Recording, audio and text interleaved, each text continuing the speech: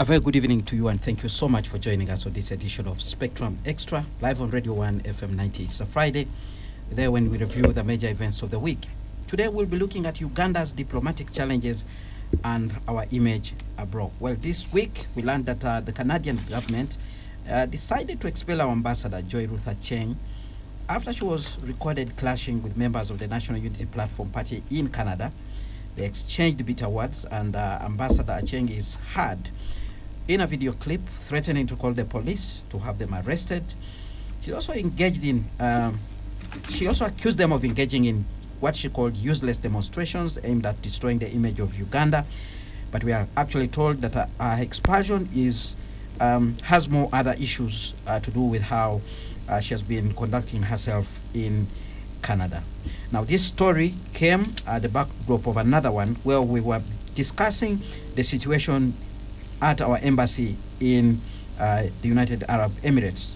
Reports had emerged there that casino equipment had been imported under diplomatic cover, and actually people say they were gambling machines. Today, we read in the press the Minister in charge of Foreign Affairs, General Abeka J.J. Odong, saying that actually those were not gambling machines, but rather factory equipment for a juice factory that is setting up in Teso. But some people are asking, why then would they be imported under diplomatic cover? We already knew from the news that our deputy ambassador there, Henry Maiga, had been recalled to Kampala as part of the wider investigations that are going on. Well, our ambassadors are all in Munyonyo in a retreat, discussing a number of issues, and we'll be looking deeper into what is happening, how can we strengthen our diplomatic missions abroad, but also the continuous blame game here and there about the image of Uganda abroad. Well, the government has been tough on us, the media, telling us, look, stop reporting anyhowly about situations in Uganda because you're affecting the image abroad. We know billions of shillings have been spent on companies that are paid to clean up the image, but we also know that some people have suggested that if you want to have a clean image, you need to begin by doing the right things back home. So we'll be discussing this issue a little bit deeply. Then we'll also be reflecting on the crisis in the FDC party. Well, in July last year, we began hearing challenges emerging within the FDC. As of this week, the Katonga faction, where Honorable Arias Lukwago and Dr. Kiza Besije are leaders, announced that they were planning to officially leave the FDC, and what they want to do is actually to wind up that political party using their constitution. They say FDC should no longer exist. They want to register a new political party. Now, some people are saying if you disagree with some people in a political party, move out and form your own, like retired Major General Greg Mugisha Muntu did when he left with a number of leaders from the FDC to form what is now known as the Alliance for National Transformation. Can that happen? Are we likely to see reconciliation in the FDC, or have we seen the last of a united FDC that very many people have talked about as one of the most strong parties in the country with structures at the national level?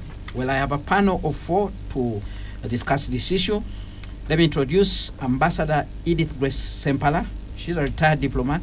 She's a political activist who served Uganda as an ambassador in different countries, remarkably in the US, Ethiopia, Copenhagen, a number of other places. Thank you very much for joining us this evening. She's also a member of the the Alliance for National Transformation. Good evening, and thank you very much for joining us. Good evening, everyone. Also in studio, Ambassador Simon Mulongo, international relations and security expert. He did serve as a deputy head of AMISOM, that's the African Union mission in Somalia, but also was Bubulo East Member of Parliament, and he also participated in the drafting of our national constitution. Good evening. Thank you very much for joining us, Honorable Mulongo. Thank you so much for this privileged opportunity, and good evening, our listeners. Imam Idi Kasozi, lecturer at the Islamic University in Uganda. He is a member of the Justice Forum Party, a farmer. I wish I could show you some of the branded items that Imam came with today in studio. He is one of those people who is now trying to promote Uganda in terms of Not myself. not yourself, you're promoting Uganda because these items are actually grown and packaged in Uganda. Value addition on pineapples and a number of things. Good evening, thank you very much joining us, Imam Idi Kasozi. Good evening, listeners and viewers on the different platforms. It is always a pleasure to be with you, and good evening, my fellow panelists, two ambassadors and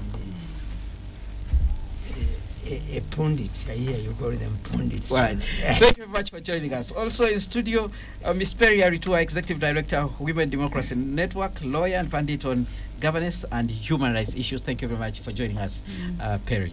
Thank you, Kenneth. Good evening, listeners, viewers, and my fellow panelists. And by the way, Imam's pineapples are really nice. Imam, really we are nice. used to eating fresh pineapples. What prompted you to go this way? This packaging of pineapples looks unique. What exactly are you trying to do, Imam? I am naturally a business person. And that's why I tell people I have never been employed by anybody, despite the fact that I have worked for some people in their organizations. I don't believe they are employing me. I am only serving there. I employ myself. And that's what prompts me to do this. As early as a secondary school student, we are manually harrowing coffee, and we sell it as not through kiboko but as kase in the 70s.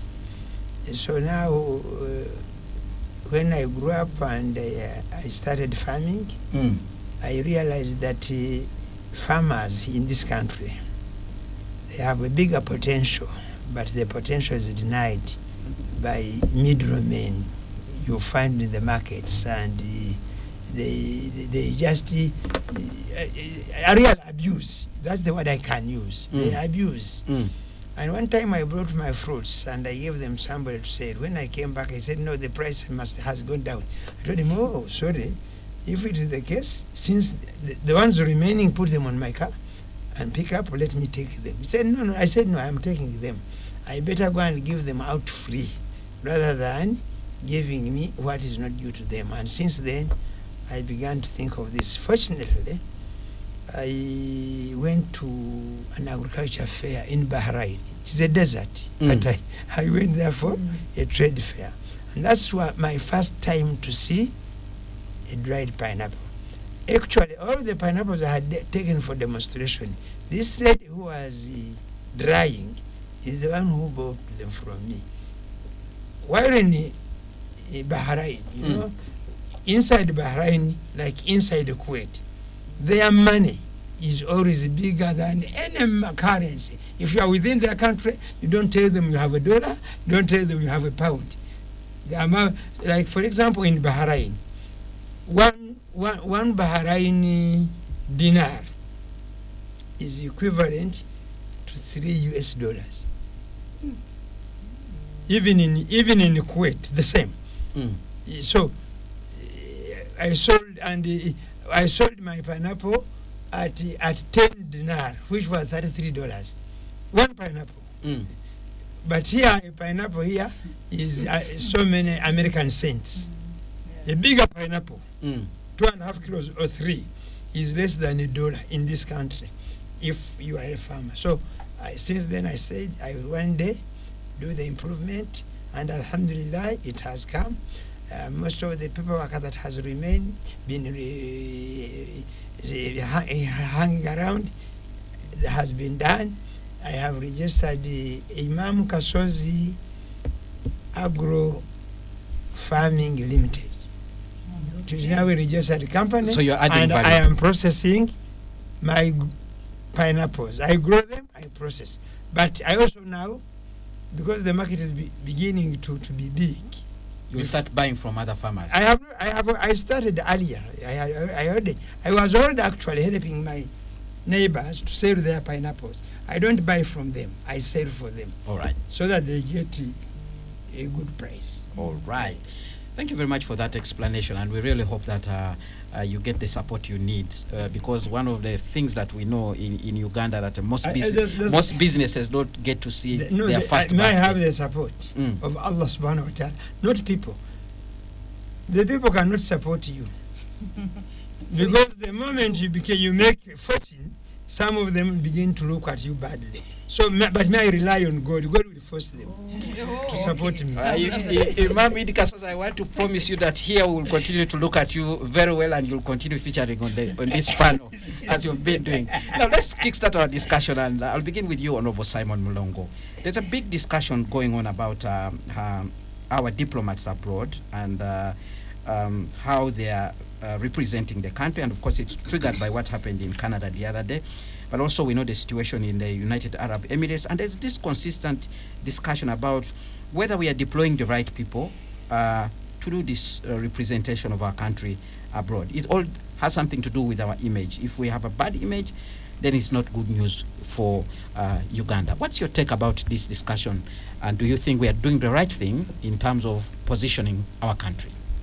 Thank you so much. But I just want to congratulate first the Imam Kasozi for his ingenuity, being so industrious. Exports are the best thing for a country. Imports may be very enjoyable, but they hurt the economy because we don't gain as much. We give money to people to get employment and to even benefit their own pockets, but not at in our own consuming country. So we really congratulate you. We hope that you'll continue, inshallah, that you'll expand on your best line of products. Now that the younger boys have come in, we shall continue. Yes, indeed. Now, the issue of diplomats, this is an intricate thing because performance by a diplomat demands a lot. First of all, you have to be conscious and, if not trained or both, that you know the laws, you know the conventions, the Vienna Conventions and all these that require and the protocols that go with it that restrict and characterize what you're supposed to be as a diplomat. The number of rules, the number of protocols, the do's and don'ts of a diplomat. And that's why in the training as a diplomat, you go through not only academics, but also the practical issues that a diplomat should be like. How do you walk? How do you laugh? How do you even hold a cup of tea or even a glass of wine? Astaghfirullah for my brother. How do you hold that? Yes. What kind of language do you use to communicate? How do you relate with your colleagues? And how do you relate with your juniors and even superiors? All the things are supposed to be done and trained of you to be able to conduct yourselves in a manner. So, and yet that doesn't mean that diplomats are meek and weak. They're not. Diplomats can be very firm, especially when it comes to the interests of the institutions that have sent them to represent as a country, for example. And I was representing a multilateral agency, the AU, in Somalia. All those things. Of course, fortunately, I'm a trained diplomat, and I know the rules of the game. So that's one. But that doesn't mean you have to be carrier strictly. Because even if you are just a political appointee, you have to go through the rigors. The ministry that is responsible for affairs is supposed to carry through the appointees to understand the ABC of diplomatic practice and rituals and all that, so that you don't cause incidents that can become an issue in a country. And diplomats enjoy a degree of immunity given, of course, to international legal regimes. You're supposed to have that immunity, and as long as you act within the protocols, then the immunity, the cover will apply. Now, the danger comes if you act or do anything outside those protocols, then your immunity can actually be blown, and the receiving country can actually declare you persona non grata if they have certain evidence that you have acted ultra-viriously or contrary to the expectations of a diplomat. So in that case, sometimes there is engagement behind the door between the sending country and the receiving country, or the sending authorities, and sometimes it is not, because once a receiving country is convinced that it is beyond their consumption, then they can actually act, and they have no reason whatsoever to explain to anyone. They will just state the issues as it is. Of course, also diplomatically, to say this is the reason.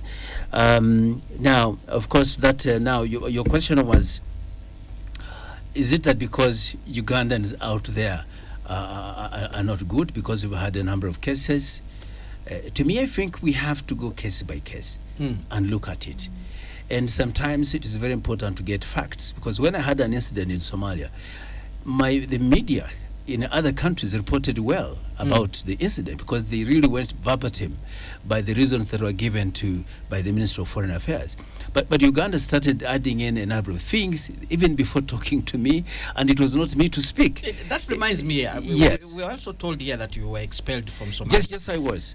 I was actually expelled from Somalia, and I was given 7 days, and the circumstances were that the African Union Commission, I was the acting head of mission, did not agree with the government of Somalia on the transition plan.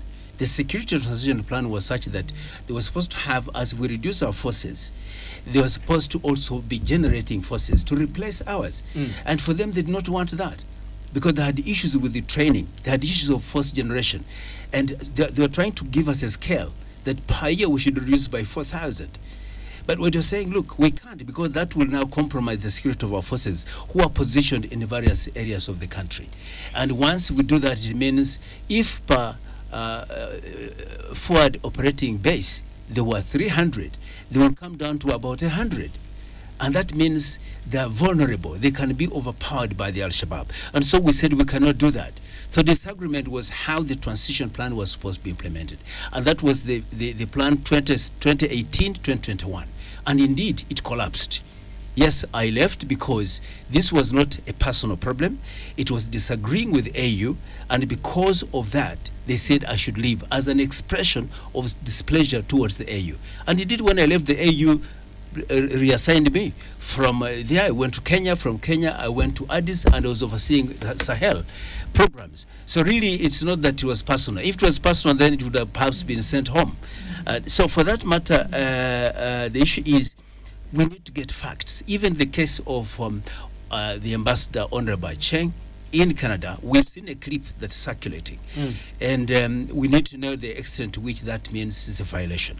Because we need to have the explanation from the Canadian authorities. How did they perceive that? If they perceive it to mean that she was harassing those who are protesting rightly, and of course she was threatening to call police, which is a lawful way of going about business. So also being partisan, according to what we've heard. Yes, but what else would she be? I mean, she was defending a sitting government at home. No. She was defending a sitting government that sent her to Canada. Okay. Yeah, she does not represent a political party per se, but a sitting government, which of course apparently is synonymous with NRM. And as such, she was acting in her own right.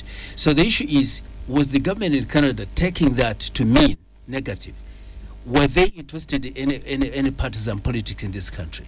So to me, I think the Canadian case is riding on apparent discourses of friction between us and some of these Western countries regarding some of the legislative policies that they think are bad. And then secondly, they've been very critical about our human rights record. So when the ambassador rubs in that way, even if something would have been forgiven, it is not, because they will think now this is a live extension of the rights violations by the government at our doorsteps in Canada. So I think that was an overreaction by the Canadian government. Okay. And as regards the one of Arab Emirates, I need to establish exactly what it is. If you take a prima facie case that the deputy ambassador imported equipment that are supposed to carry out activities that are incompatible with the laws of the country, definitely it will be wrong.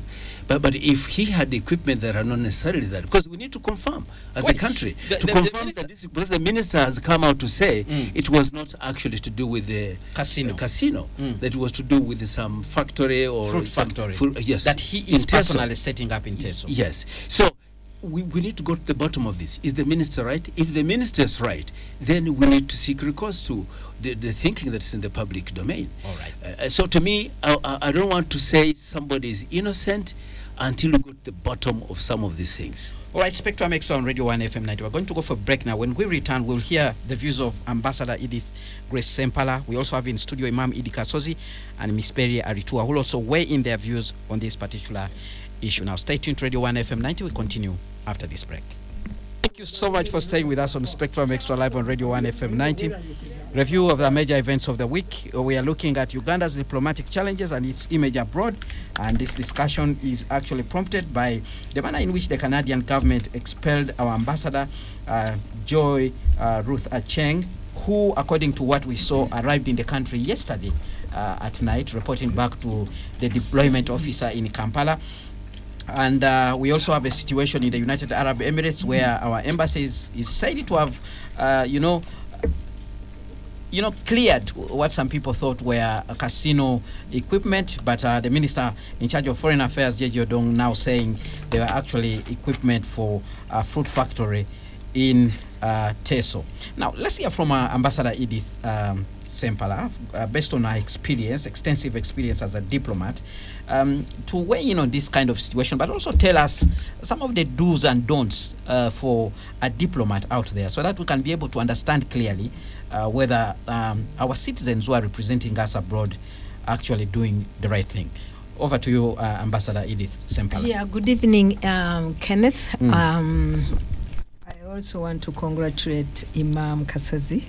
I think these are really good. How I wish AGOA was still in place, because AGOA was duty-free, quota-free access of our products to United States. I think you would have made a lot of money. Was it was negotiated during your time when you were representing us in It Washington? actually was led by us. So it is a very disheartening. Lost opportunity. Yes, it is a lost opportunity. It is, I don't think we were gaining even as much as we should have gained. But now that we actually cannot export at all, is very, very unfortunate. Now, coming to diplomacy, a diplomat is one who bridges two countries. You bridge your country with the receiving country. I remember when I was actually going to United States from Copenhagen. I had been very successful in Copenhagen, and I wanted to be equally, successful. And so my would-be deputy at that time was Ahmed Senyomo.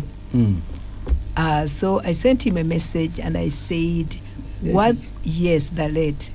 I said, what are the do's and the do-nots in United States? Because the do's and the do-nots may be different actually in different countries. He sent me a book, the famous How to Make Friends and Influence People. That was his response to me. And I read it, and it is just common sense. It is natural. Or, if you are grounded in character, if you know the interests of your country, and you have to know the interests of the other country so that you can be able to bridge them. And also, when these two interests are not easily bridgeable, you are able to navigate. Now, the image of a diplomat, or an ambassador in this case, is very, very critical, because that image relates with the image of your country. Even when countries are not really don't like your country, if they like you, they will at least open the door for you to be able to go and explain. it is not always that, people need to like you. It's up to you to make them like you and like your country. I remember one time, this time it was in the United States, a journalist from Washington Times was very, very critical of President Museveni. He didn't like him at all, and he was very open about it. So when I went to United States, I first of all, of course, that was not my priority to meet him, but after I had done what after I had established a foundation, I wanted actually to meet him. I wanted first of all to know what the problem was with him, and I found that actually a lot of what he was saying was not even true. So what was interesting, when he entered my office, he said, "I don't like your president." I said, "No problem. Come and have a seat." And then, of course, I started engaging him on weather, on Washington, on things that were not related to calm him down. To calm him down. And when I felt that he had calmed down, I asked him, why don't you like President Museveni? He started narrating different things, and I started explaining, So by the time actually I left, he was our best ally in the media. So why am I saying this? I'm saying this to say that actually the idea of, you have to win people over. You have, first of all, when you are out there, you represent your country, but the people who talk about your country is not only you. It is also other colleagues in the diplomatic corps. It is the business people who have visited your country and had a good experience or a bad experience. It is Ugandans who are, the diaspora. So it is therefore extremely important to really make sure that you make people understand, and you give them facts. Of course, if you tell them lies, if you are defending lies, these days it is very difficult to defend lies, because the truth is out. Everybody, it is instant knowledge for everybody all over the world. So for you to be credible, therefore, you must at least speak the truth. You cannot say, in my country, for instance, in my country, they respect this, and when the tear gas is everywhere, when people are being tortured and it is visible everywhere, you can't. Because if you do, you will lose credibility yourself. I remember one time I was on a panel with the ambassador of Singapore and the ambassador of the UK. And they were asking us our experiences, to say, of our experiences in Washington. The UK started and talked about the opportunities, the dinners, the breakfast. These are actually opportunities to meet people and influence them. Then the Singapore came and was lamenting. And she was saying, it was a lady, and she was saying that, for her, she's, for them, they are disadvantaged. They have only staff of 40 people and so forth and so on. And then it came to me.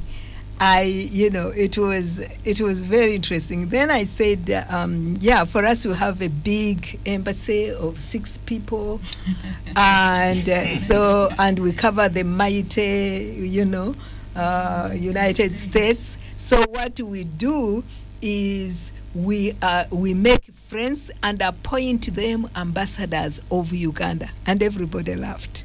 And I was meaning it actually, because you can't reach everywhere. So you have to meet at least to be able to influence us so that when they are out there, they are speaking well for your country. And these, these are colleagues, these are, business people, these are civil society organizers. Anybody who has had a good experience in Uganda should become your ambassador, and you empower them with the facts of, and update them on what is happening. All right. Now, so therefore, what I don't agree with my brother here that actually you as an ambassador, you are representing just your government. You are representing the country. This one I had, I remember when the now Minister of Constitutional Affairs, Honorable Mao, when he was still in Parliament, they had come and had a very heated conversation with with some Ugandans who supported NRM, and also ministers and people from NRM from here. And after that, he came to Washington. He needed a UK visa, but he was late. He needed a visa to just transition, because at that time, even in transit, you needed a visa. So he came to me, and it was late. Good enough, the British ambassador was my friend. So I called him. I didn't say, I said, my member of parliament is here and needs to transit from the UK and therefore needs a visa. They opened for him and he got the visa. So therefore, when you are an ambassador, you are actually an ambassador for the country. Yes, you are sent by a government, a sitting government, but you represent the country, and you must be conscious of that in your dealings. And some of the interests, the interests that you are supposed to take care of, some of those interests are Ugandans in the diaspora. And therefore, yes, they can be, they can be very hostile, they can do whatever, but just like a parent, if your children are, are not behaving the way you want them to behave, what do you do? Do you start fighting with them, or you convince them? You show them love, you show them that you care, So, therefore, with diplomacy, really, I think you can't give what you don't have. Okay. So character and behavior matters in diplomacy. All right, we'll be getting back to you to dig deeper to try to understand whether the ambassadors we have out there are the right people, the process through which you became an ambassador. I wanted to hear your first time to tell us exactly the grooming you went through to become such an effective ambassador. But let's hear from you, Perry Aritua. What's your experience? You're one of those people who are also widely traveled, and probably you've had an experience with our diplomats out there. What's your take? And when we are coming with Ambassador Edith to the studio, I told her that the first time I went to Washington, it was 2001. And we were invited to a dinner by our hosts, and they invited our ambassadors, and Ambassador Edith was actually invited to the dinner. And we felt so proud as Ugandans. We were 3 Ugandans who had gone under an exchange program with the League of Women Voters. Very cordial, she received us like nationals. She didn't care whether we had affiliations, and you see what she says is so important, because it is actually spelled out in the Diplomatic Privileges Act of Uganda, which is as amended in 2001. They state the functions, and what the first function of a diplomat is actually representation and protection of the interests and nationals of the sending state. Now, nationals means everyone, regardless of whether you're FDC, NUP, you are still Ugandan. And you see, that's what I get a bit surprised when people factualize Ugandans. Because when you leave this border, most people don't actually care about your political parties, and all they know is you're Ugandan. And I think the most important function of the diplomat is to ensure that the interests of all its nationals are actually protected. That's why I agree that, because it's in the Diplomatic Privileges Act. And then, so I'm telling you this story about Ambassador Edith because I was very young then. But my first impression of a diplomat was one of the best impressions.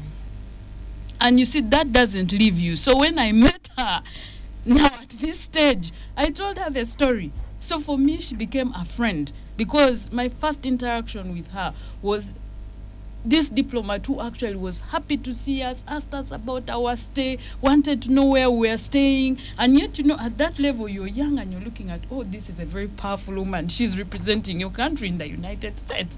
So for me, that story is important in terms of the situation we're in right now.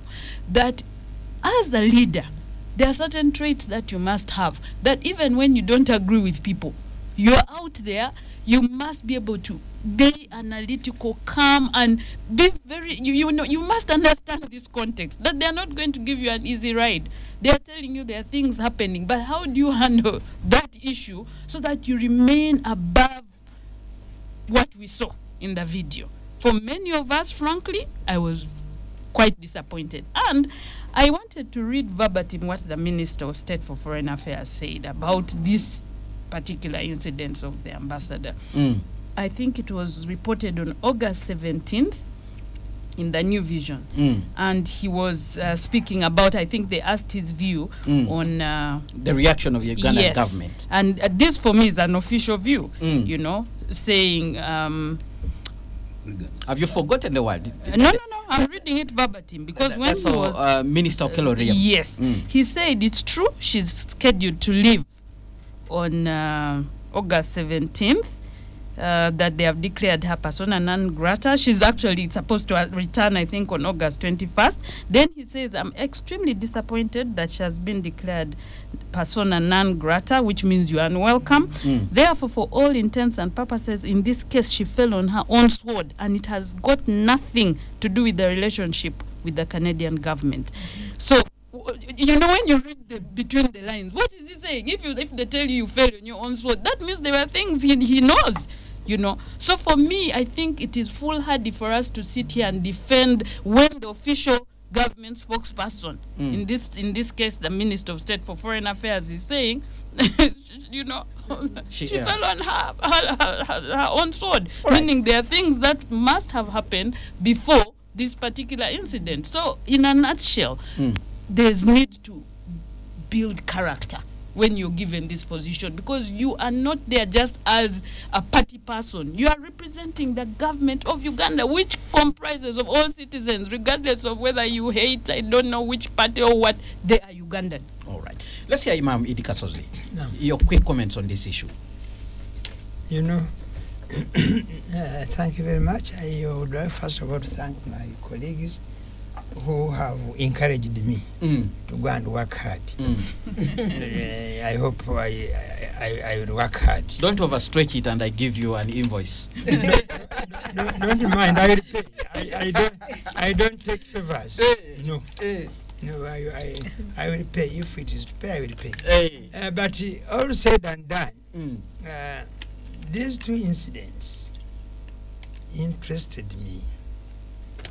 And I got concerned as a person. And I asked myself, something I have said here over and over and over again, that if you asked me, how many ambassadors do we have in Uganda now? I don't think there are even 5. We have political appointees disguised as ambassadors. And therefore, we shall expect these things. Because at least I know Henry in many instances. In his previous party, as part of the planning unit of Makerere University for some time, and maybe as a political activist of some sort. During those days when I was also active in the political space. Me, unlike them, I believe that I am a politician who is not looking for a position. I am a politician who thinks I can add value to my country for the betterment of myself, my children, Ugandans. Because if we all did that, we would be far away. You see, that's, so then Ruth, I know as a member of parliament, I think for some time. And Call the district. When she lost, she was appointed to be an ambassador. The same fate is these issues you see in ministries with permanent secretaries. These two jobs, ambassador and PS, these are promotional jobs. People are promoted. They keep growing until they reach this stage, and they have gone through the system. So sometimes when people are appointed into the ambassadorial positions, they forget, unless they have what Edith has explained to us. You see, and all they have unique values as individuals who do not look at themselves. They look at the bigger picture of this Uganda. You see, she has, I don't know how many times she has repeated AGOA, AGOA, AGOA, because she knows what AGOA should have been. But what killed AGOA again? Corruption. I will call it corruption, whereby you appoint people in positions of responsibility when they don't deserve, just because they are colleagues, they are relatives, you went to school together, or you stay in the same village. And that's why we have is it bloating? Bloating public service that is not really service. Recently you have heard with RDCs, they appointed 300 and something assistant RDCs for what job?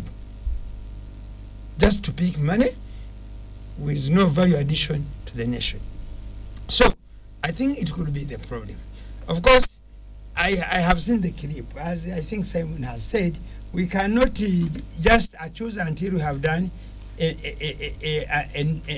lot of investigation. But the first value of it is bad enough.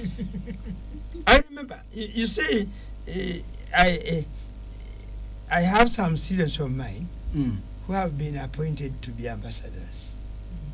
And I wondered who recommended them. If I had been asked as somebody who taught them in class, I would not accept, because they don't merit to be ambassadors. And some of them top. You see, you could be some secretary of something at the embassy, but to be an ambassador, it's not an easy thing. I remember in 2013, I think either 2013 or 2014, somebody wanted to invest here from the UAE, and his investment was he wanted to import Ugandan meat into the Middle East. I went to this man, we talked. He said, then when he told me his idea, I said, no, I can make you meet the ambassador. At that time, Professor Semakula Chwanko was our ambassador in the UAE. And because he was my teacher, he may not have taught me directly, but when I was at Makerere, he was there. He was a professor of history, and I partly did history. I was taught by his other colleagues, the late Kaliguri, and I think Kakwenzi, both of them have died. But it helped me when I went to him and I took this man. Then from him, the UAE ambassador was my friend to Uganda. From Ambassador Semakula's office, we went to the home of the ambassador of UAE. So I made this man meet two ambassadors who he had interest in a span of about 3 hours. And this man came here, he even started the work, he lifted. We had a ban because of the East Coast fever of 1992, but this was 2013. He lifted it, but unfortunately, he was frustrated and he went back. You see, he went back. So this is the problem. But where does the problem come from? I think the way we do appointments here, we are yet to reach a stage where we say, despite the fact that I don't agree with Simon, but he has the idea to develop this country. Let me give him a chance. We don't. You kill him. Today I have been speaking with a former ambassador, and it was a very interesting. He's a not a former ambassador, a former minister, highly placed in the NRA. But what we talked, I began to wonder, where are we going? And he also, like many others, he said the problem of succession is going to make this country it may go to the dogs.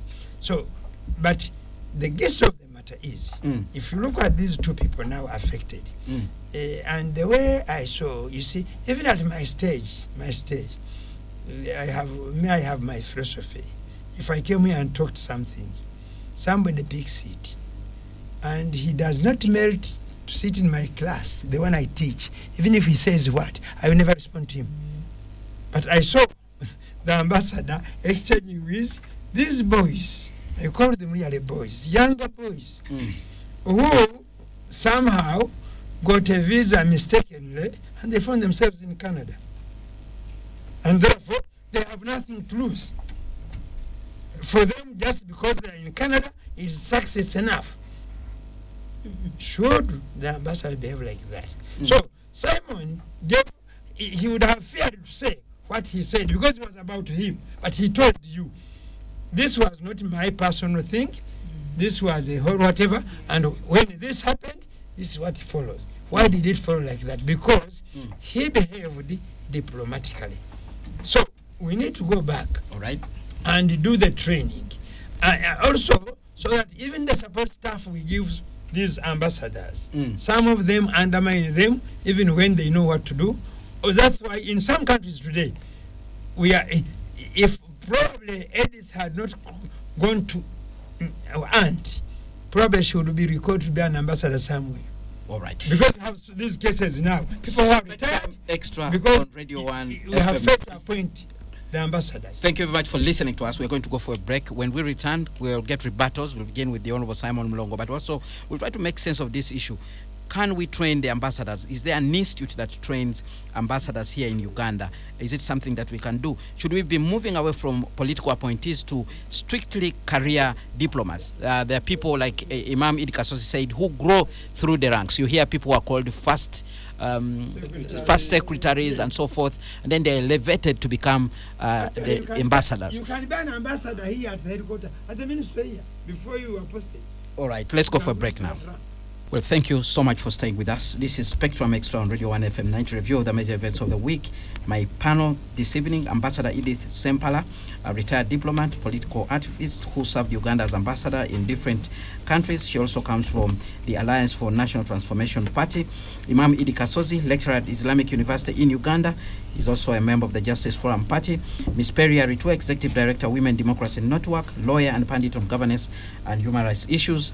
Also, Ambassador Simon Mlongo, international relations and security expert, who served as deputy head of the AMISOM, that's the African Union mission in Somalia, and he was Buvulo East member of parliament. He comes from the ruling NRM party. Well, Honorable Mlongo, you kick-started this discussion, and you've heard what your colleagues have actually said. One of the things they seem to disagree with you is the issue of an ambassador defending a government that is in power. But of course we know there was a demonstration going on.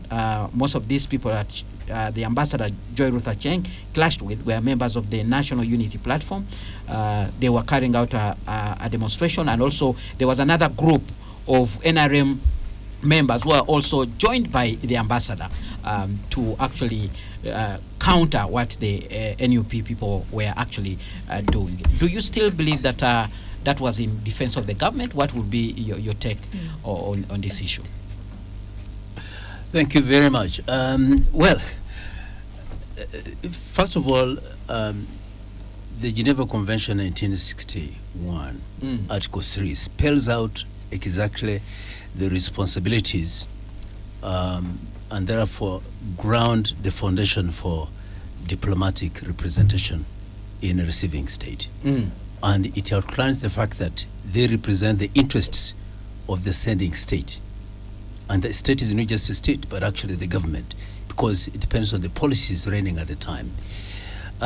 If you ever defy your government policies, you cannot live to see the light of the next day as a representative of that country in a receiving state. You can't. And actually, if you ever defied the policy of your, for example, the U.S. always changes governments from a Democrat to a Republican. You may still remain in the service, but if still, for example, if the Republicans do not allow AHA policies, okay, and then tomorrow you're still in the mission in Uganda, and the new government in Washington is Democrats, and for them they support AHA. If you defied them, you'd actually pack your bags, you'd be recalled. So you have to represent the interests of your state and given the ruling policies by the government. But I don't think we're disagreeing. The issue is because the situation that evolved in Canada was about Ugandans arguing with the representative of Uganda. And I think the elements therein, for example, to say, your government has killed our people. They've done, and then the responses that, according to that clip she was giving, definitely rubs the wrong way. It's like she was supporting, if at all it is true that what the clip is saying. In other words, even here nationally, it is wrong. There's a law against irregularities. If you ever acted against the lives of people, abduct people or kill people, it's against the laws of Uganda. And you can still go to court even here and still have that prosecuted. Let's put this in context and look at the incident in itself. This is our ambassador on the street, shouting with other Ugandans who are on the street. Does it still hold water that actually she was doing the right thing?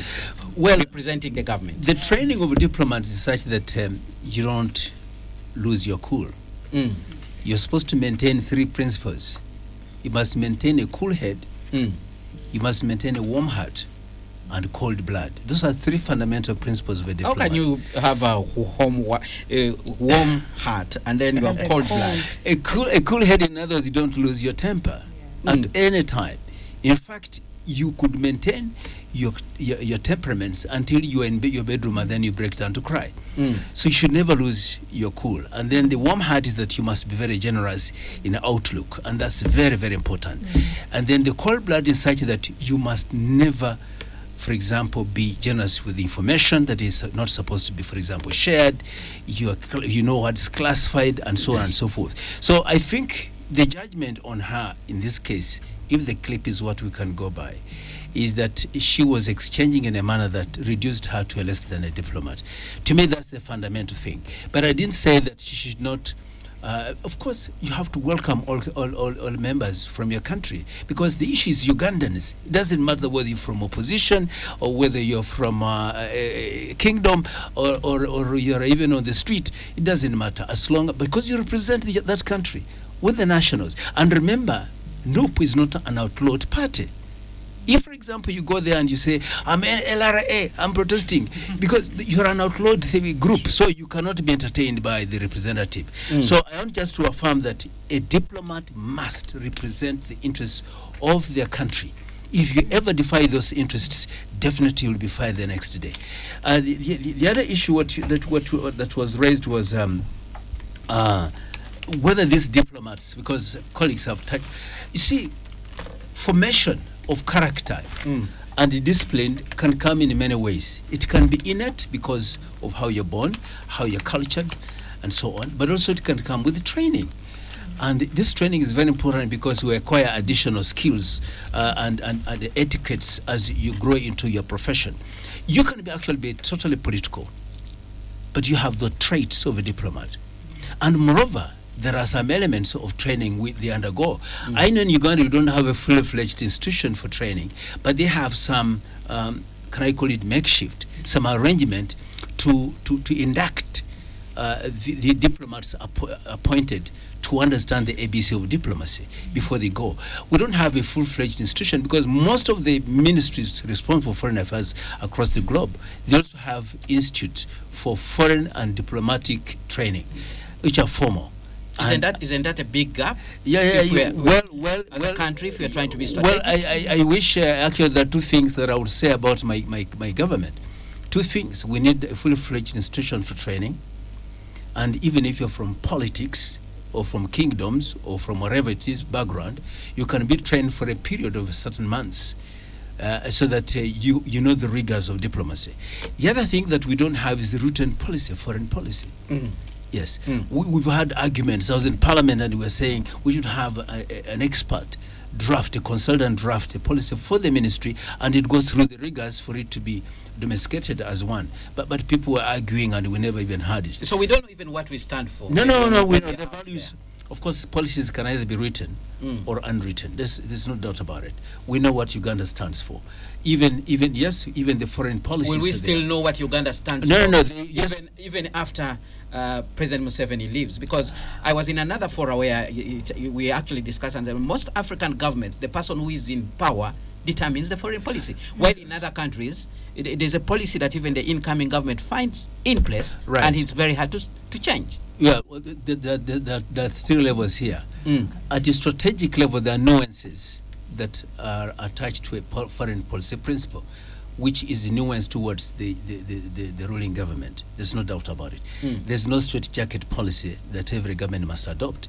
It is normally tilted towards the ruling government. For example, you may have President Trump in America having some positive element towards Russia, and yet another government, say the Democrats, having quite negative policy towards Russia. So, but the fundamental thing is that there are the key national interests that are defined in three categories for every country, and so is America. Right. So in this case, it is not a straitjacketed thing, but there are some fundamentals by which we must go.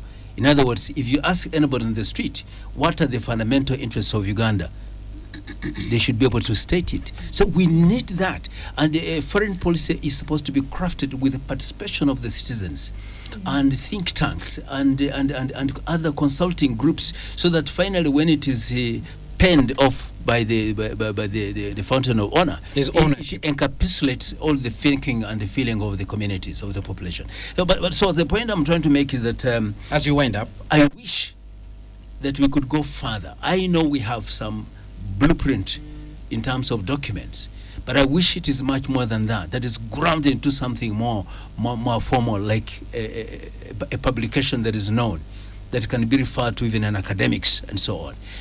We've critiqued as IR students some countries that don't have an ingrained foreign policy documents that people can rely on them and use them as a reference to judge performance of foreign policy of government, right? So on and so on and so forth. But I hope in Uganda we can go more than that. All right, let's bring in Ambassador Edith. Is it about training? Is it about character? What exactly is it that we should be focusing on to try and address these issues? So we are trying to look at the way forward, the gaps that exist. What do we need to do to actually be strategic in terms of deploying our ambassadors, but also even in the area of foreign policy? Character is foundational, in my view.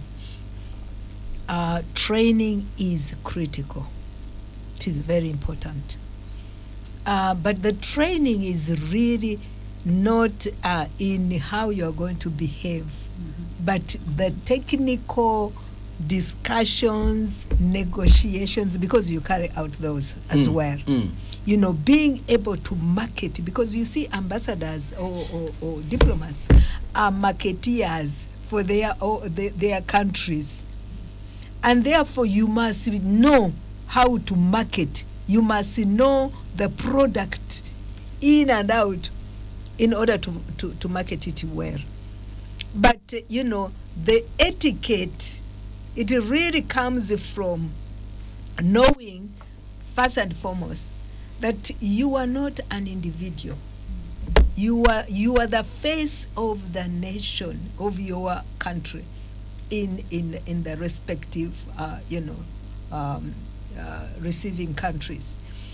So if you are the face, that face is what people meet first.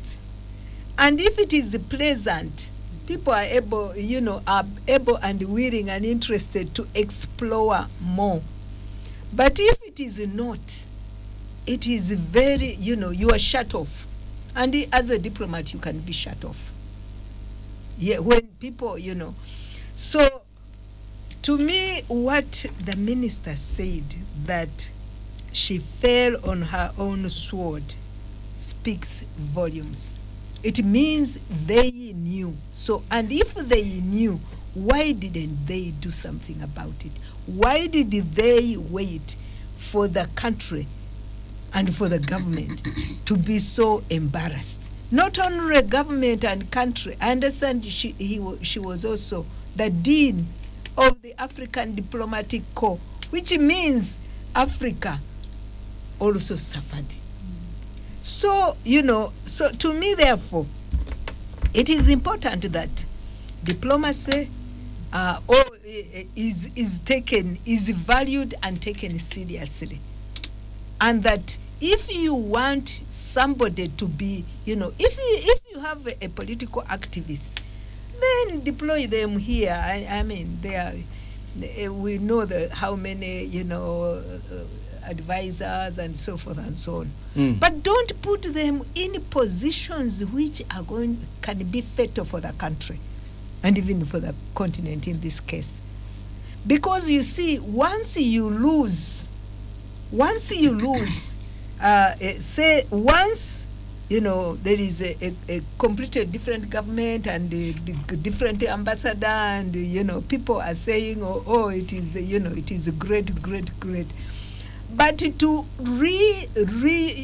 establish the relations can take time.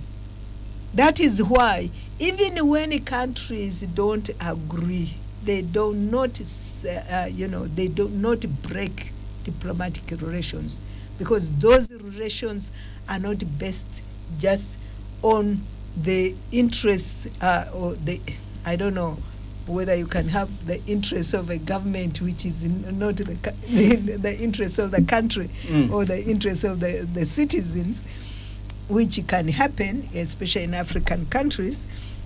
But, people, other countries value their representation and they send out the very best because it is valuable. Trade depends on it. Diplomatic relations depends on it. Tourism depends on it. So many things depend on it. And therefore, if you send just anybody, then you cannot complain that you are not getting value for money. So, therefore, in my view, my sister in Canada, who was in Canada, yes, she's now here, and I even saw when she arrived, she was smiling. That was, it was so embarrassing. Did you not want her to smile? No, she's no. back home. She's back home. Yes, yeah, remorse.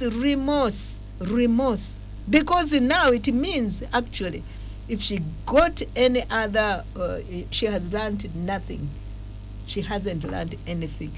Now, let us say, demonstrations can turn riotous. They can get out of hand. Suppose it got out of hand and she was there in the midst and something happened to her. Would she be invoking diplomatic immunity in the street?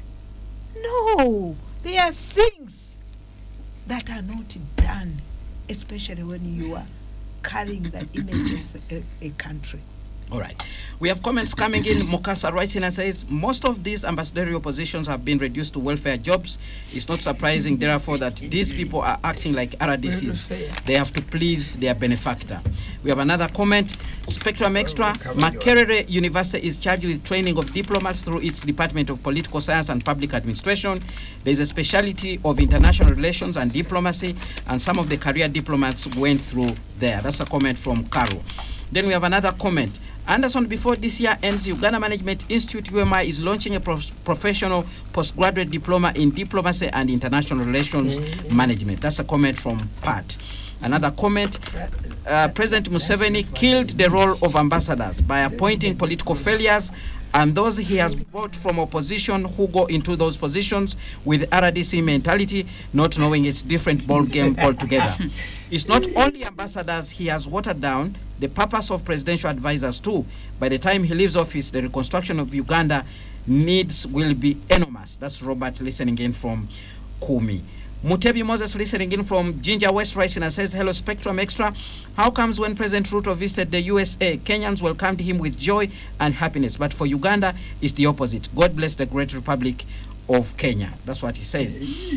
Somebody rising and said, what a honorable woman Ambassador Edith Sempala is. That's a comment from Chris. Then we have another one. Diplomacy is challenging field and mistakes can happen despite training and experience. And I'm happy Honorable Mlongo, my mentor, has emphasized this. It's important that continuous learning, self-reflection, and adaptability are essential for diplomats to minimize errors and achieve success. Yeah, true. Otherwise, the media should know that even legendary diplomats like Henry Kissinger, Tony Blair, Madeleine Albright have all had issues. But take note that some ambassadors can be victims of political retaliation. And I want to believe that Ambassador Acheng was based on the recent legislation. Fortunately, diplomacy provides for response, which I think the Ministry of Foreign Affairs should actually do. Well, those are some of the comments that are coming in. Let's hear from you, Perry. He already did. His response was recorded on August 17, 2024 in the New Vision. That's why they must have known something was going on, and as Ambassador said, they did not act timely. But I really want us to focus on maybe some of the traits as they are meeting, some of the things that they need to continue to promote. This listener who sent in this comment seems to suggest that Canada took this decision because of the recent legislation, and therefore Uganda can respond also. You see, they could, I don't know, but from what I read, verbatim, because the New Vision quoted the Minister of State for Foreign Affairs verbatim. International relations. Yes, where he's saying she fell on her own sword. And that word means there must have been something, like you play into the hands of things that are already going on around you. That's what falling on your own sword means. But, you know, because you're in a different culture. You're in a different value system. So the thing is, you have to adapt, you have to learn. When you're in Rome, they say, behave like the Romans, because the things that you do in Uganda may not be palatable to them. And I think that's one of the things that diplomats, I hope, continue to learn, that when you're in a different space, you need to first understand which culture am I getting myself in? What do these people value? What is their religion? How do they live? Because that's how you start building relationships. Without understanding how people live, you take your way of living in their country, and you know it may backfire on you. But watching that video, for many of us, even without, you know, getting into more detail of the facts, I kept saying, is this really an ambassador? If I didn't know better, I would have thought this was just someone who is having a confrontation with young people. You can't let yourself fall into the hands of what you know will happen. For me, that's what I kept saying, but I'm sure she must have known that it will go into this level. So why do you put yourself in that situation? Your training ideally should not allow you to go into those situations. And for those, you know, when you watch other diplomats, because I hear China has one of the best diplomats, US, you know, I think they, apart from training, they also look at the background. Whom are we sending? You know, what is their value system? Where have they worked? You know what? Character, in my view, is very critical. That you can train someone, but if the value system and the character are not solid, it becomes very difficult, because you're representing your whole country in a different country. And that's why whenever we leave this country, I always tell myself, you are actually representing Uganda unknowingly. The first impression people have about you will determine whether they come to this country or not. So there are things I will not say when I'm outside Uganda, because I know that whoever is interested in this country will depend on what I say. Because most times they may be reading things. Exactly. They may be reading things, but you're the one who will either make them believe those things are true or not. So the way you carry yourself is so critical. Even when you're not an appointed person, you're still a citizen of this beautiful country. So there are things that you must be careful about when you meet people. That's really my take on this issue. I hope that this is a lesson for the others who are representing us, that there's behavior which really they should not go below certain standards. Imam Idi Kasoze, as we wind up on this particular topic, what will be your final observations?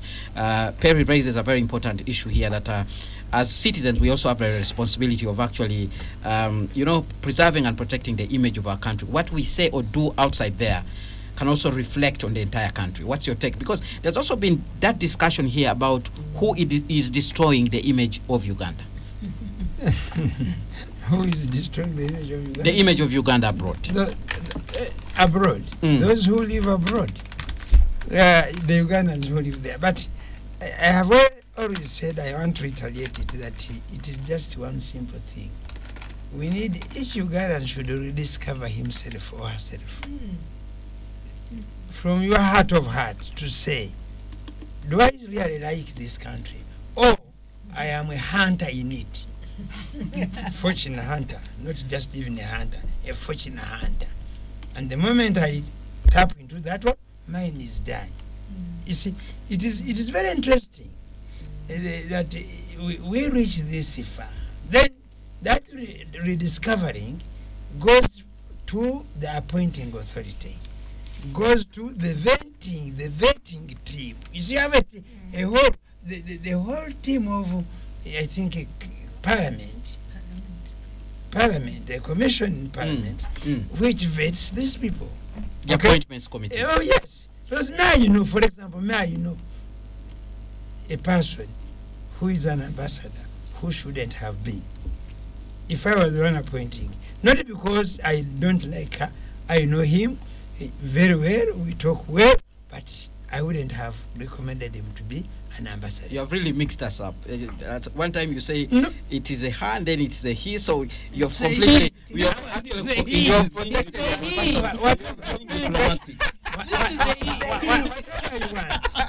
because sometimes, actually, also sometimes when they appoint an ambassador, I look at where they are posting this person.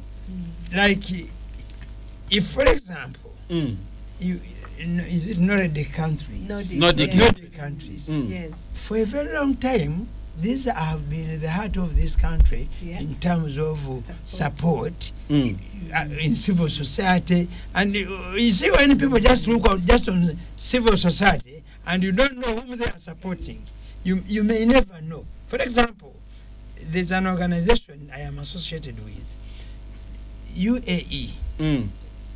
A charity in UAE, in our charity alone, is supporting 7,000 Ugandan orphans. Tuition every year. You see? But I know there are many other charities in UAE doing this. Actually, UAE could be supporting over 30,000 Ugandan orphans through tuition and support. You see, so whom do you post there? Matters a lot. Which person do you post to Japan with Jik and what? Matters a lot. Which person do you post to the United States of America? Then, leave alone the US, then the world village, the UN, because I call it the world village. Everybody is there. And sometimes somebody who is in the UN could be helping to connect Uganda into the other countries, because you are what do they say, rubbing shoulders with everybody there. So I think the appointing authority, then the parliamentary commission that really vets these people, parliamentary committee that vets these people, and then the individuals appointed. It is time to say that the assignment you are giving me, I am not due for it. People should accept. Yes. They should refuse. That I am not due for it. I'm not ready. Yes, because that's where the problems actually begin. Until we realize this one. But the problem is we are survivors. So because we are survivors, what the Uganda called Merialero, whatever comes now, we take. All right. And I think this one will lead us to the next discussion you want to discuss if we have the time. All right. It's exactly the same problem. All right. Spectrum Xtra on Radio 1 FM 90. Before we go for break, 2 comments coming in. Didn't Shimon Demonstration School teach some eminent people how to use forks and knives and chew food with their mouth closed? That's a comment that's coming in. Anthony Roysina says, it really hurts when you are a qualified Ugandan and are unemployed and you hear all these scandals happening in our country. God should indeed save our country. Spectrum Xtra continues after this break. Well, thank you very much for staying with us on Spectrum Xtra, reviewing the major events of the week. Our topic of discussion includes Uganda's diplomatic challenges and its images abroad. Very soon we'll be crossing to look at the crisis in the FDC party, but I need to read out some of these some comments that are coming in and also allow Honorable Mlongo and Ambassador Edith Sempala to do their closing remarks on this particular topic. We have comments coming in. Anderson, apparently every political motivated appointment stinks, especially half-baked politicians, losers appointed to sensitive posts as a consolation. Take the case of the other female ambassador in a certain European country who was reported sharing money that was sent to support COVID-stressed Ugandans. Now, isn't she the one in the UK? Meanwhile, a more seasoned ambassador, motto, was dropped from the UK. Where is our interest? We have another comment from Francois. So when the morale of civil servants dwindle, if one is working to reach ambassador level and believe it's a waste of time, since ambassadors can be appointed for their political affiliation, given civil servants work for sitting governments, etiquette is not trained in a given year. That's a comment from Francois there. Then a comment coming in from Kamugo Fred Keter, listening in from Kira Municipality. Good evening, Spectrum Xtra. Anderson, thank you for the program. One thing you must know, when a country chooses to appoint people through patronage rather than merit, the Canada scenario manifests. Why would the whole ambassador behave like an Aradis on a foreign soil, like she was on a street carnival? For she was representing the world. For she was representing the whole nation, not NRM party. She reduced herself into an activist, so to say. They need a lot of induction before they are sent to those countries they are designated to. Secondly, recently our ambassador in the UAE is embroiled in allegations of operating a casino at the embassy. These are businessmen, not diplomats. Ugandans deserve better. That's a comment from Kamugo Fred Keta, listening in Kira Municipality. Perry is on spot on. We represent Uganda, not parties when we are out there. It's one lesson every citizen must know. That's a comment from someone who abbreviates their name as AF. Now let's hear from you, Honorable Mlongo, closing remarks on this topic before we move on to our second topic. To me, I think the president appoints people in good faith and gives them an opportunity. And as somebody did comment out, foreign missions can be extremely challenging. And my senior sister here knows she's been to 2 very senior positions in this for this country out, the US and also the AU in Addis, and she's been to both. This can be very rigorous indeed, and there are many bombarding challenges, very different interests which may not have convergence points to your country. So it can be very challenging. If somebody is tested on that, definitely it's understood, because there's a professional challenge that you can have. Where we can fall short as human beings is where now we can say what could have gone wrong. I don't think appointing a politician is per se a problem, because I want to borrow my senior sister's words, that it is somebody's nature, somebody's character. So it doesn't matter whether you're a physicist or you're an astronomer, but as long as you have that character. Because what makes somebody disciplined, and that's why a faculty is called this discipline, is it creates you, it forms you into something that you're composed and you're able to communicate effectively.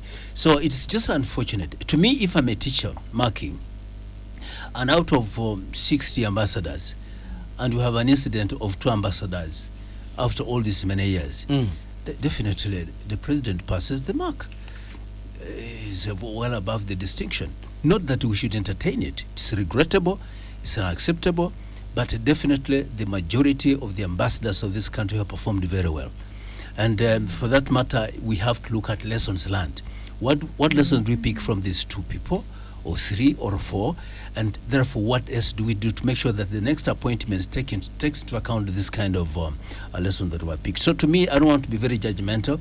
These are circumstances that can be very dynamic, and we should be able to accommodate and accept them, but can we learn lessons and make adjustments?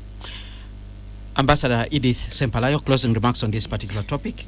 Yeah, mine is that diplomacy is a very serious matter, and therefore we must take it very seriously by sending people that are serious.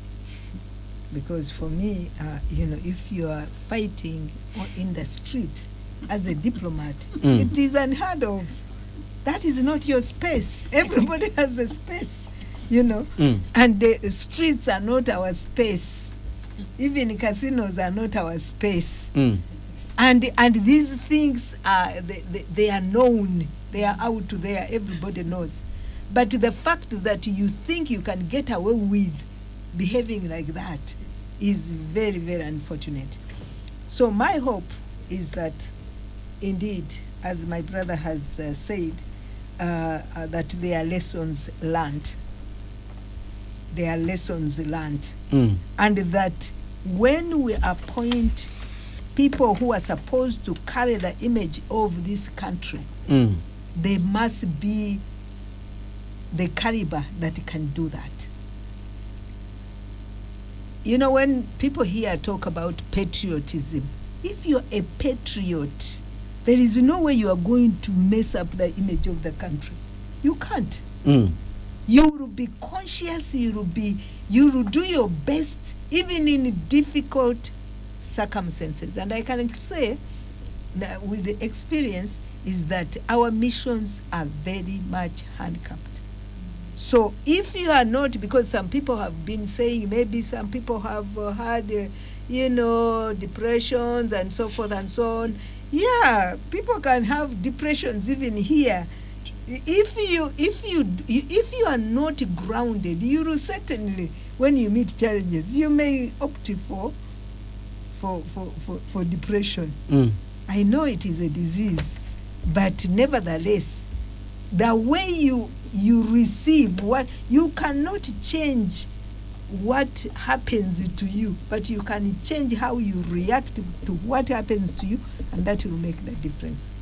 So therefore, I think this should be a big lesson. We shouldn't forget it like we forget very quickly.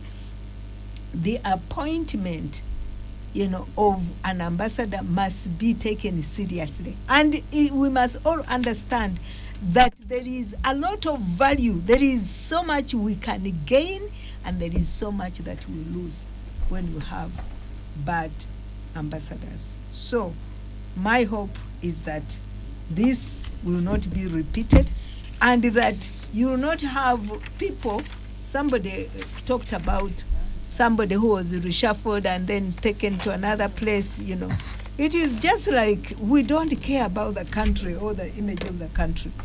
Because if somebody has done that, and then you take them to another place, they will do worse.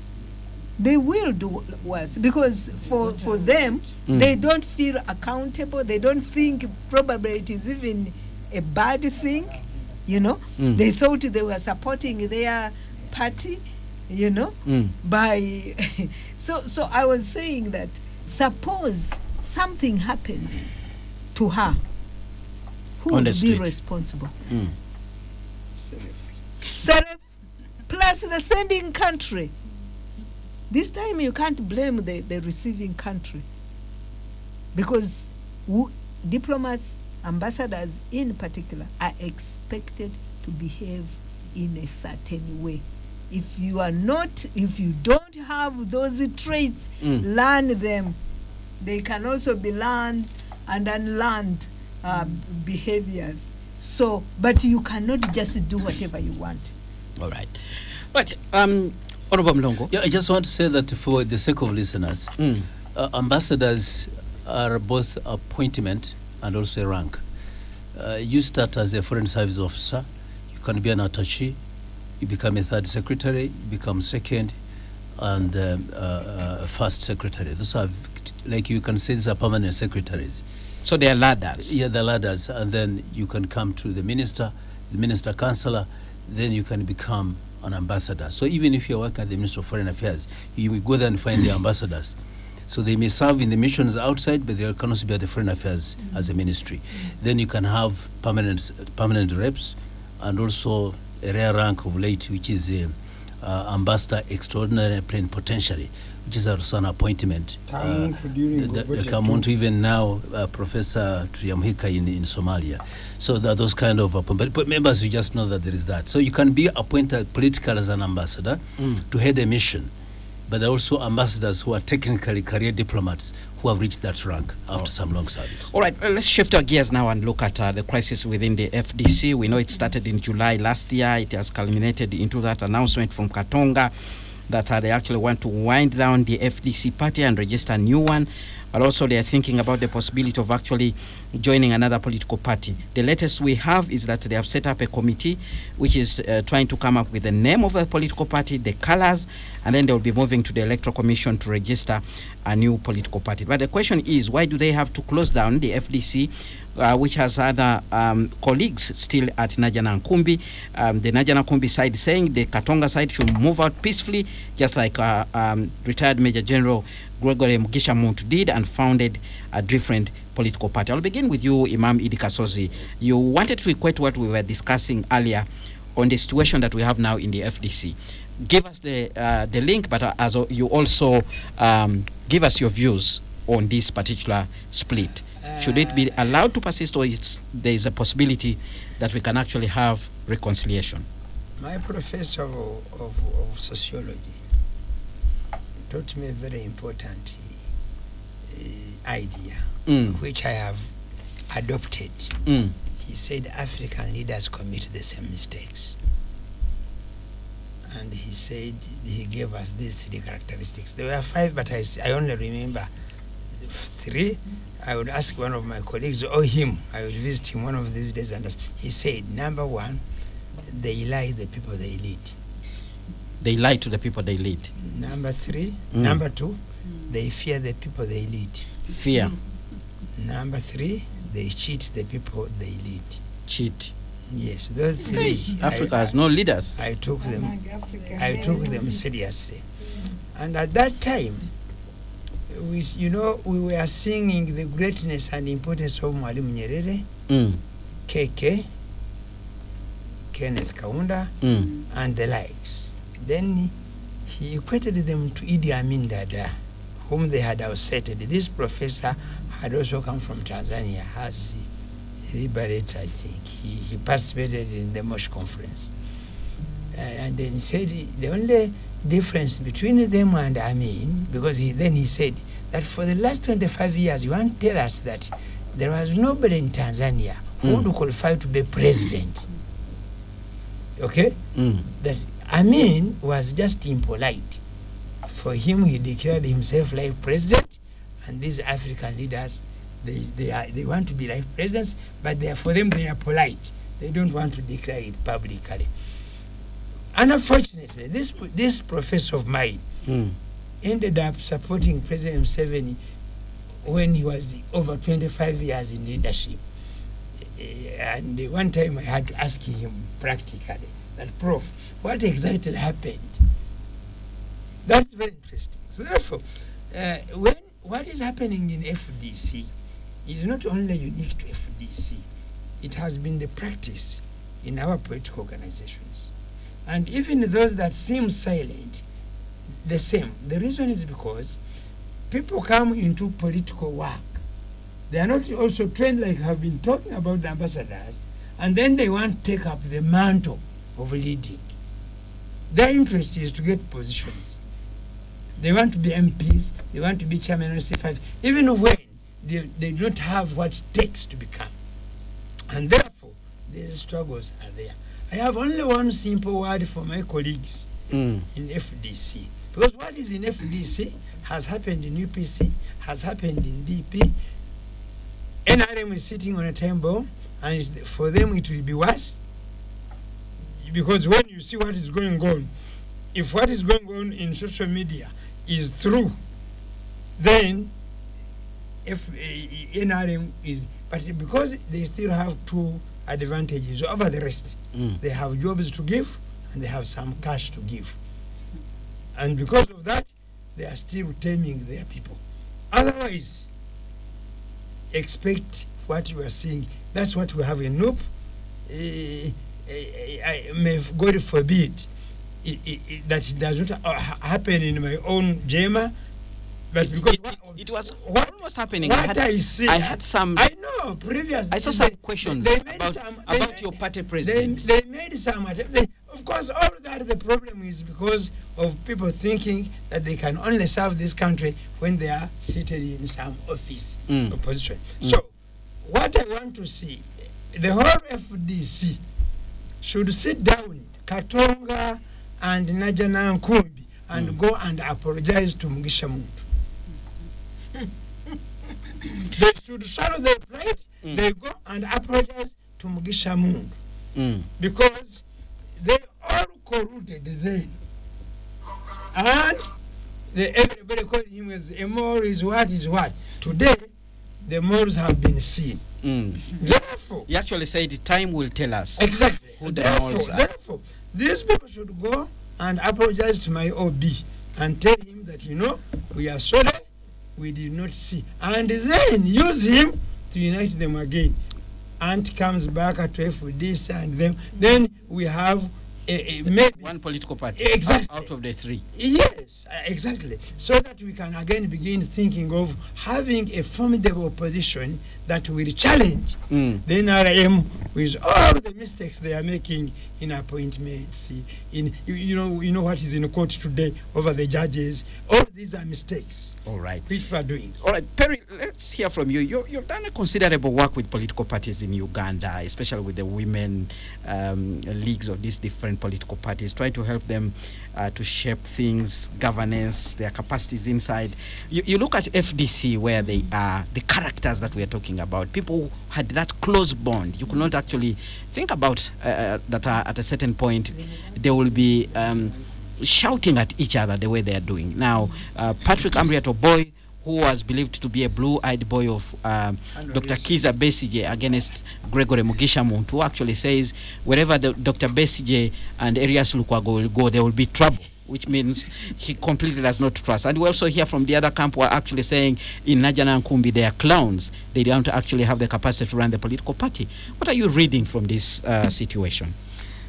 Thank you, Kenneth. I think, one, it's important to underscore that conflict is actually part of life. But in this case, I think... But is this conflict or disparity? No, this is conflict. I think people, they are focused so much on the problem instead of thinking about solutions. That's actually what I'm thinking. Like, everyone is focusing on this party. Let's tear it. I don't know. I like the calmness that on the posture. Are you looking at him? Yeah, that's why I said conflict is no. But how that you handle it will ultimately determine whether the party stays or not. From what I see, they are focusing a lot now on tearing each other apart instead of saying, okay, can we at least sit and save what can be saved, you know? So a lot, and then you had said earlier on that they are thinking of dissolving it, and I kept saying, the political party. Is it within their constitution? What is the process? The constitution actually says you have to have support from two-thirds of the district conferences. Okay. You give a notice of 6 months. Even if you dissolve the party, how does it help Ugandans? For me, is the question, because right now everyone, okay. For any democracy to work, you need parties that are functional. Now, if the parties are focused on tearing each other apart, and citizens are saying, look, we need a vehicle that works, that helps us to get leaders, that helps us to, get some of the things that are not going right to function, then you're doing a disservice to this country. It's not the political parties that are tearing themselves apart. It is individuals within the political parties. Individual, it is interaction, intra-tiering. Yes, now they are, and you see, because of that, they are within the party. With that internal conflict that is happening, I'm just saying that it doesn't do Ugandans any service. Because if you continue to make yourselves smaller than what you already are, and Ugandans are saying, look, we want to have an alternative, like if NRM was lost power, you know, who would be able to drive this country in a way where some of the shortfalls that have happened do not occur? For me, that's the question I would be asking if I was in the shoes of those who are fighting. Like, how does this help this country? Because when you focus on Uganda, then it is easier for you to deal away with some of those things that, in my view, can actually be discussed. All right. You know, and if they decide we want to form our own party, I mean, it's in their prerogative. There are conditions free. within the Freedom constitution. to associate. But at the end of the day, how does it help this country to All right. grow? All right, let's hear from Ambassador Edith Sempala. You belong to a political party that has members actually who came from the FDC. Now, Imam Idi Kasozi is saying it should actually be you to reunite these two camps that are in conflict. What's your take about this? And probably, what is retired Major General Gregory Mugisha Muntu saying all about this? Is she the spokesperson? She belongs to the same fold. Not a spokesperson, Executive. Not a person who's a but I know spokesperson. the character and the nature of General Muntu. He must be grieving because what is happening is actually not advancing democracy or multi-party dispensation. And for those of us who are in opposition and we look at it as a struggle, it actually undermines the struggle. So what is, of course, I was reading one verse in the Bible, Amos 3:3. Can two people walk together unless they agree? Now, if two don't agree, even in marriage, you can divorce, but be civil. You can agree to disagree in principle. Because if you disagree in principle, there is no way you are going to. At least you may find common interests and you work on those, but you are not going to tear each other into pieces. For us in ANT, our second value, we are a values-driven organization, political party. And our second value, which is very, very pertinent for this and very, very important, is respect and dignity. So, because you see, this country has been torn so much into pieces. Even when there is a change, after change, there will be need to give every Ugandan a second chance. So if your mentality, therefore, is, if we disagree, it is as well that, you die. I mean, there is this, again in the Bible, I think it was King Solomon, two ladies were claiming one child. And the mother and a non-mother. So then the solution was, if you can't agree even to share this child, can we cut it into two parts and each one gets a part? The one who was not a mother, which to me means the one who didn't love the child, who didn't care if the child lived or not, said yes. The mother said, it's better this child lives, even if I lose the joy, the opportunity of being raising, the mother. Raising the child. Therefore, for me, my request to both Katonga and Najana Nkumbi is that if you have reached a stage where you cannot agree at all, divorce Peacefully. Peacefully. All right.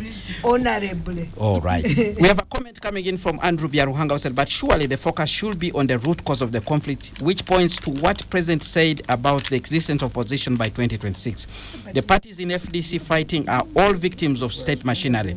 Until Ugandans realize the invisible hand in this conflict, we shall have more and more of these analysis that don't give us the real causes. Actually, the President said before the 2021 general elections, we wouldn't see any I think a bad workman quarrels with his tools.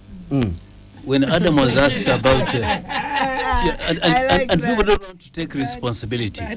When Adam was asked about the sin, he said, Allah, this woman you gave me is the one who caused problems. But he did not want to admit he's wrong. So whether there's an invisible hand or a visible one, what is the take of the person who is causing problems? To me, a good leader, according to Timothy 1:3, says, you all biblical should today. be respectable, self-controlled, and above reproach.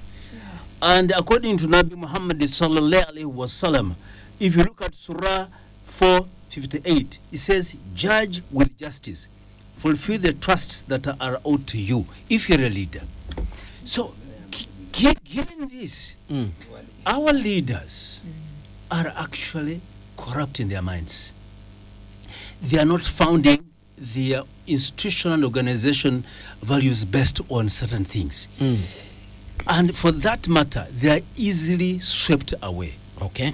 And I want to say that people who are clamoring, we want opposition, we don't want a no-party system, it is coming to pass that for us who wanted no-party system, which was meritorious system, we had better arguments. Now you see what is happening now. Okay. After liberalizing and over-democratizing, people are just eating each other. It is so unfortunate because it shows lack of maturity, it shows lack of foundational thought that people go there for other reasons other than founding reasons or interests. All right, I must thank you very much, And that's why the NRM shall remain a much longer time to come. For those who wish us wrong, I thank you, dear partners, we for should making laugh time. that we are, But also, you with all listeners, dynamics internally, tuning we are in much and more contributing stronger and to stronger than ever As before. long as discussion. the On behalf of the panel here in studio, we wish you Well, a whatever the good reason, weekend. whatever the factor.